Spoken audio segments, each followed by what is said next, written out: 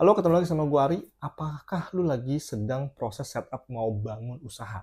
Kalau iya, lu mesti denger video ini sampai selesai.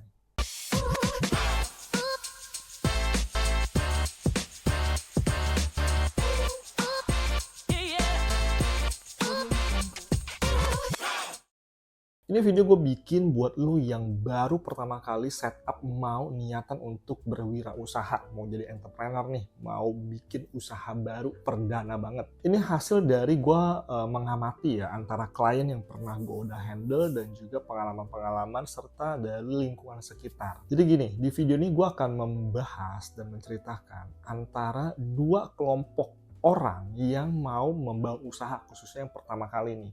Di mana kelompok pertama adalah mereka yang sudah pernah berkecimpung di dalam industri tersebut atau produk tersebut. Misalkan dia pernah kerja di perusahaan tersebut, dia mungkin pernah berpartnership dengan orang di industri atau melakukan kegiatan tersebut, ataupun lain-lainnya. Intinya dia pernah ada bersentuhan dengan produk, dengan industrinya, dengan bisnisnya. Dan kelompok yang lain adalah mereka yang entry-nya masuk ke dalam bisnis itu karena riset, karena menemukan ada winning product nih. Mereka mendapatkan sebuah data bahwa ini ada opportunity nih, atau ada tren nih menuju kepada sebuah opportunity, peluang, atau ada riset, atau ada sebuah kebijakan tertentu yang bisa mendapatkan cuan nih. Jadi sama-sama pengen masuk, sama-sama pengen entry dan masih baru. Satu udah pernah ada bersentuhan, satu berdasarkan data tapi belum pernah ada pengalaman bersentuhan dengan bisnis atau produknya. Nah, dari pengalaman, pengetahuan, dan pengamatan gue, khususnya divalidasi dari klien gue yang pernah gue handling langsung dari sebelum setup sampai dia launching, kemungkinan besarnya yang bisa sukses siapa? Sebelum menjawab hal tersebut, kita perlu tahu dulu nih, di dalam bisnis itu, core-nya itu adalah yang namanya cash flow atau aliran uang, mengalir lah dari uang masuk sampai uang keluar. Dari penghasilan, pemasukan, sampai lu bayar expense dan sebagainya, itu namanya cash flow. Nah, kalau lu belum bisa mendatangkan cash flow, tentu lu butuh modal kerja. Di mana modal ini lu proses sampai secepat-cepatnya mendapatkan cash flow tersebut. Ada penghasilan, ada income masuk dan keluar. Dan kalau bisa imbang, namanya istilahnya adalah BEP, break even point. Jadi uang yang masuk sama uang yang keluar itu sama, jadi imbang. Nggak ada cuan nih, tapi oke, ini sudah mengalir. Dan kita setupnya supaya ini bisa ditingkatkan lagi supaya uang yang masuk lebih besar. Ini yang menjadi intisari. Ketika lu pengen dagang, lu pengen doing bisnis, lu perlu atur atau maintenance cash flow-nya ini.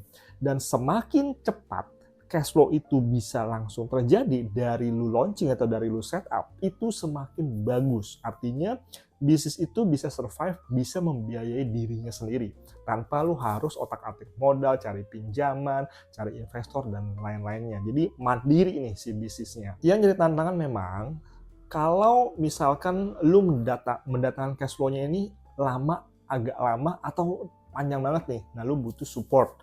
Baik itu dari modal diri sendiri, modal dari support keluarga, dari lingkungan, pinjaman bank, investor, dan lain-lainnya. Nah, lu udah tahu nih game bisnis itu kan cash flow nih. Nah, kembali ke tadi, ada dua kelompok orang yang sudah pernah bersentuhan. Biasanya ini dia chance atau peluang dia untuk sukses di dalam apa yang dia entry itu lebih besar dibanding yang cuma berdasarkan data doang. Kenapa? Karena dia pernah bersentuhan.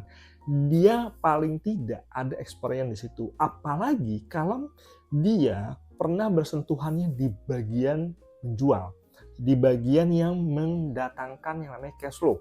Ya, dia tahu nih cara menjual. Dia punya database-nya. Contoh klien yang pernah gue handle dalam case ini adalah dia pengen buka sebuah bisnis kaca film.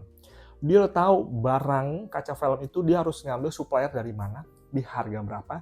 Dia udah punya tim atau orang, pemasangannya harus tekniknya seperti apa, alat pasangnya kayak gimana, prosesnya berapa lama dia udah tahu. Dia juga udah tahu harus menjualnya kemana, dan yang luar biasa adalah dia udah punya database. Orang-orang yang mungkin untuk di-offer. Ini kan sangat mudah untuk dalam waktu sangat singkat untuk langsung bisa generate cash flow. Bahkan dalam case klien gue ini, sebelum dia launching pun antrian sudah terjadi. Orang yang mau taruh mobil di dia untuk di pemasangan kaca film, di PPF gitu kan. Gue gak akan bahas teknik produknya, lu silahkan cari tahu, kaca film, PPF, dan sebagainya. Sehingga orang yang pernah atau punya pengalaman bersentuhan dengan produk, dengan bisnisnya, kemungkinan besar untuk dia generate cash flow lebih cepat. Itu iya.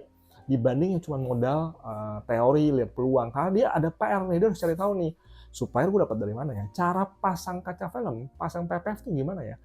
Orang, tukang, atau tim harus gue panggil dari mana ya? Lokasi harus biar dari mana ya? Terus juga gue dapet customer, gue udah setup semua nih.